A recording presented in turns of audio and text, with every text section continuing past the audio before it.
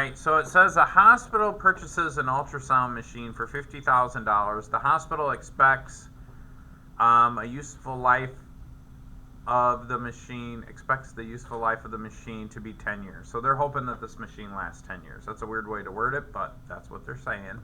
At which time its value will have depreciated to $8,000. The hospital uses the declining balances method for depreciation so that the annual depreciation rate in decimal form is given by the formula. Now, every day I get asked, Mr. Adams, when am I going to use this in the real world? We're going to use these properties of exponents, but this is a real life situation. If you're going to own a home and you're going to file your own taxes, or if you're going to start your own business, this is not just kids that go to college. I think just about everybody's going to own their own home. I think just about everybody's going to file their own taxes. Maybe you'll pay somebody to do it.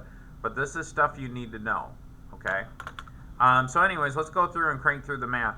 So they're basically telling us the formula R equals, right? R is the depreciation rate in decimal form given by the formula. And so they're telling us what to plug in and where to plug it in. So in other words, on the next line, I'm going to say R is equal to 1 minus 8,000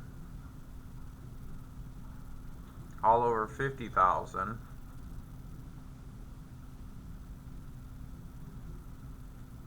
raised to the 1 over 10. Okay? Now, you would think, well, that's not that hard now that Mr. Adams has taught me how to use the calculator and stuff, but let's do some stuff by hand. First of all, I think this thing can be reduced, right? So if I divide the top, let's do the reduction over here to the side. So I've got 8,000. I've got 8,000 over 50,000.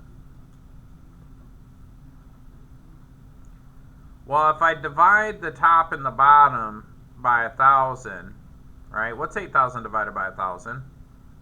8. What's 50,000 divided by 1,000? 50. So we reduce that whole fraction down to 8 over 50. Can we reduce it more? Yeah. We could divide it by 2. What's 8 divided by 2? And let me write this in here so you guys know what we're doing. We're dividing by 1,000 over here. And we're dividing by 1,000 over here. And then the next step is we're going to divide by 2 here. This is what I'm thinking in my head. And then 8 divided by 2 is just 4. And then 50 divided by 2 is 25. So then in parentheses, I've got 4 divided by 25.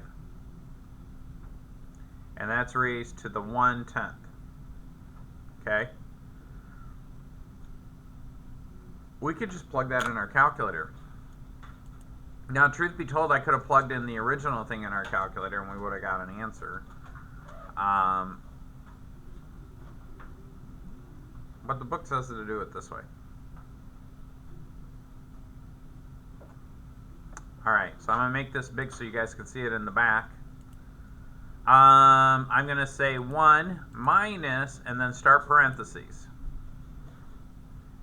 Now, on the older calculators, there's 2 ways to do this. You can enter in a fraction, or you could just do it as like a division problem. So what I'm going to do, and you got to do it like this. You got to say 8,000 divided by 50,000.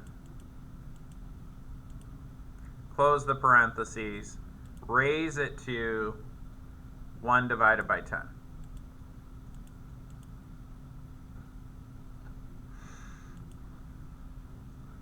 And that's your rate.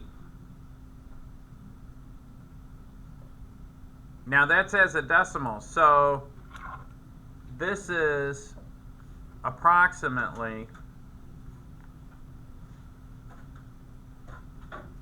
0.167, right? I think that's what, if I round it to 3 decimal places, If I look at the 7, now the reason I'm rounding it to 3 decimal places, it doesn't really say what to round it to, but that's what the book says in the example. So to round it to the 3rd decimal place, I look at the 4th decimal place. It's 4, so I keep it as a 7. You guys remember that? So then what is that as a percentage?